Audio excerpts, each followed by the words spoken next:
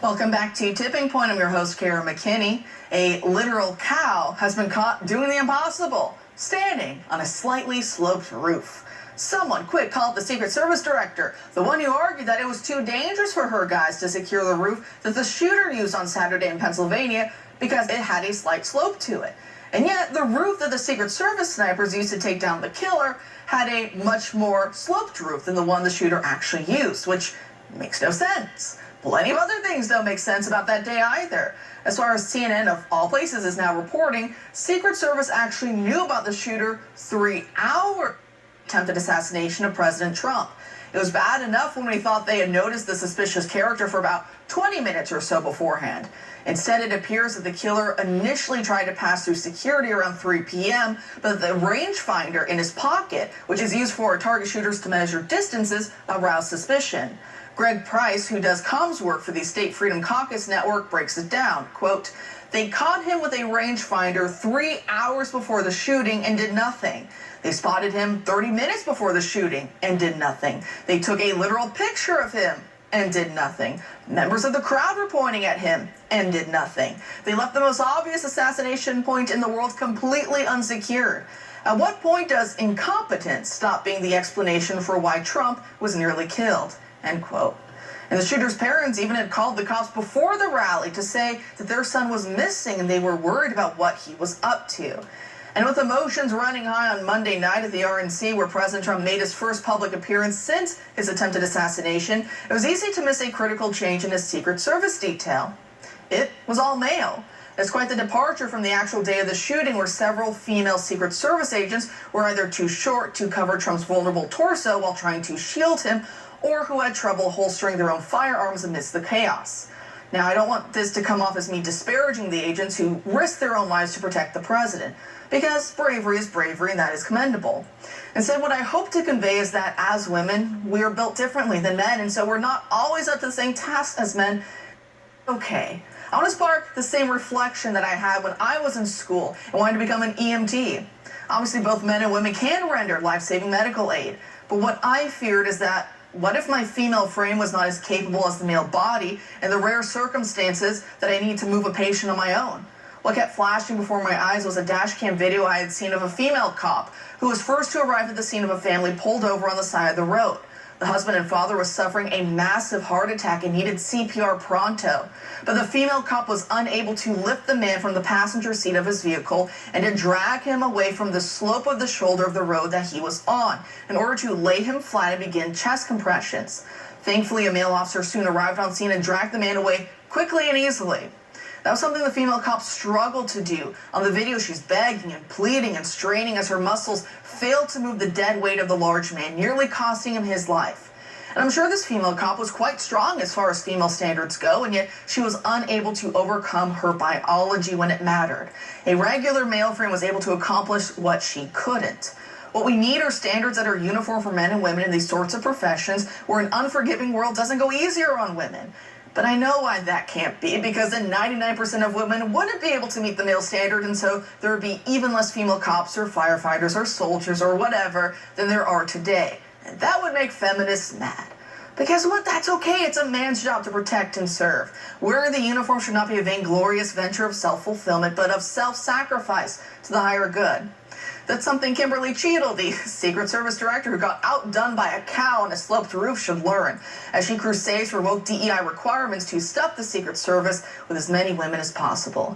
Joining us now to discuss these themes, as she writes down this article for the Daily Wire, is Jennifer Strickland, the founder of You Are More, a ministry that teaches people their worth in God's eyes, and the author of I Am a Woman, Taking Back Our Name. Jennifer, thanks for being here tonight. Thanks so much for having me on. Great. So some may say that the headline of your article for the Daily Wire is bold. It reads, "Why requiring women to register for military service will destroy American families." But I personally think it's spot on. So can you explain for us your argument in this piece? Well, when it comes to times of war, the home front is women's post to guard. And by having women in their childbearing years, 18 and over, registering for the military draft, when they just don't have the physical strength to defend our country the way that men do, it's very unwise. Women are the glue of the family. Women are the spiritual guardians over the home and the family. By even suggesting that in wartime, all young women should have to vacate the home, the family would fall apart. And it really diminishes the way that we are created when it comes to home and family. There's women who are super strong and we respect them. But the bottom line is that men are stronger than we are. Men can punch 2.5 times harder than women can. So putting them on presidential detail out as a front guard is obviously not very wise. No, it's not. And, I'm deeply invested in law enforcement. I have very, very close family members there's so many, right? I have so many family members who are in law enforcement, and they see it, and they see the women who come in, and even the strongest of women still aren't comparable to the strongest of men, or even just some of the regular guys who are trying out. But also on top of the physical issues, there comes the relationship issues. We see this in the military. You put young men and women together on a military vessel out in the middle of the ocean, have it float around for 7, 8, 9 months, and guess what happens? You get a lot of girls start getting knocked up. You start seeing a lot of infighting. You don't see that same camaraderie that you see when it's just young men. So there's so many issues that affect our national security. But even aside from that, I like the point that you make in this article, essentially, which is that it seems that feminists and the left and anyone else who just want these young women to serve in the military or elsewhere, like young men, to have them drafted and recruited in the same way and work the same way, they're the ones. Feminists hate femininity more than anyone because they try and measure us by male standards. And then when we don't live up to that standard, they think there's something wrong with us. They try and pathologize our bodies and make it like there's something wrong with us that needs to be fixed. But like you're saying, those aren't our roles and those aren't our jobs. What we exceed at, those are beautiful, wonderful, amazing things, and they're hard work. Having a baby and raising kids, that is really hard work. That is courage and that is sacrifice, but it's of a different nature. And yet they just ground it under their heels and they spit at it. So would you say that feminists actually are the ones who hate femininity more than anyone? Oh, absolutely. And the feminist movement is very demeaning towards men as well. I mean, they told men to sit down and shut up. They told men that they didn't want men to be chivalrous and open doors for us. And men have no rights when it comes to the biological descendants in the women's wombs. I mean, there was a lot of smash the patriarchy language. And the truth is, we do need men to stand up for our protections right now. We do need men to be a human shield when it comes to men going into girls' bathrooms, going into girls' sports. I mean, the average man can kill the average woman with his bare hands. That is a truth that we have to reckon with. 90% of females have weaker hands, okay, than 95% of males. That matters, and it matters in cases of law and policy, and it matters in national security as well. No, you're exactly right. I was just thinking to myself about some of these situations I've heard in the academy for law enforcement where, all the guys will say, no, these girls, they're just like us. They're just as... But then when you see them in unguarded moments talking and watching the situation, it all comes out, right? You see these girls and they can't carry the same dummies that all the other guys can. The 160-pound dead weight, they can't carry that. Or these girls are straggling behind doing the runs or the obstacle courses, and all the men who, claim that they hold these girls to the same standards, well, they're the ones cheering on these girls like, you got it, you got it. And yet that was some guy who was lagging behind the rest. All they would be doing is ripping that guy to shreds. Oh, you fat slob, you can't keep up, you can't this, you can't that. You know how guys are with each other. But when it's a girl lagging behind and failing and barely struggling to get over the finish line, then they pretend and they do the big cheers because they know men and women are different. It's mind-blowing to me that we know men and women are different for the reasons you laid out, for so many more, and yet when you talk to them about it, it's like that all just disappears. It's such cognitive dissonance. Now I do want to ask you though, because you have a book, and I think the title's very great, especially in this day and age where no one can even define what a woman is anymore. But your title is I Am a Woman, Taking Back Our Name. Can you explain for us what that's all about?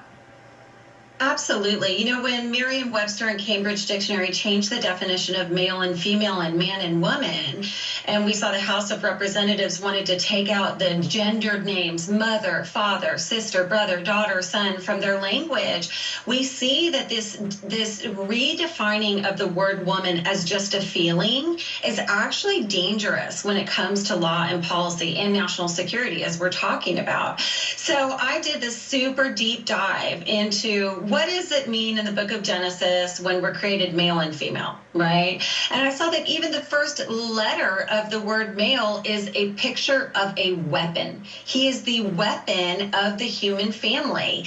The word man in ancient biblical Hebrew means hands of fire, okay? That man was created actually to protect, to nurture, to guard, to provide all these beautiful, amazing things the way that God created man. And he created woman to be a stabilizer, to be a life giver, to further the generations, to be the guardian shepherd, really, of the home and of the family. And I think for our culture right now, we have to go back to the beginning. We have to remember the way that we were created. It's kind of funny seeing the rainbow everywhere. You know, in Genesis, we're told, when you see the rainbow, remember who God is, right? And remember that he made us in his image and likeness. It doesn't mean one superior or inferior. And that was one of the problems with the feminist movement. They thought they were going to thrive by making themselves superior to men, or we're just the same as men. The truth is, it's beautiful and amazing that we are not the same as men. We all can appreciate men for the way that they're created, and we can also understand who we are. So I think this has to do with the identity crisis, is women don't know who they are, and their name means life giver. The first woman's name meant life giving. Okay, so we have to be able to define these words for the next generation. Otherwise, the dictionary, which is now lying to them, is going to tell them that womanhood is a feeling. And it's not. We're life givers, body, soul, and spirit. That is who we are. And it's valuable. So that's another reason why we don't just march all our young girls off to war, because we're not created for that. And that's okay to be honest about it. The feminist movement doesn't want to be honest about it, but we're going to be. You know, I think it's Tucker Carlson who says it quite often. I think he's spot on when he says it, that, you know, when you start putting wives and mothers and daughters on the front lines, that you've lost the plot, basically, right? Because war is to defend the women and children back home. It's not to throw the women and children out on the front lines to fend for themselves. And so, like you're saying, so many of our social pathologies that we see right now, from the pride movement, you know, trying to distort the rainbow symbol that God gave to us in the Bible, and so much more, that so many of these pathologies go back to, we don't even understand our complementary natures. We don't understand ourselves as men anymore, as women anymore, and how we're supposed to interact with each other, build lives together with each other, how that's supposed to be a reflection of God and his creation from the beginning. So in so many ways, we got to go back to basics, and then maybe we'll start to understand basic things once again, like, what is a woman anyways? Jennifer, I really appreciate you dropping by tonight. Thanks for being here. Thank you so much for having me on the show.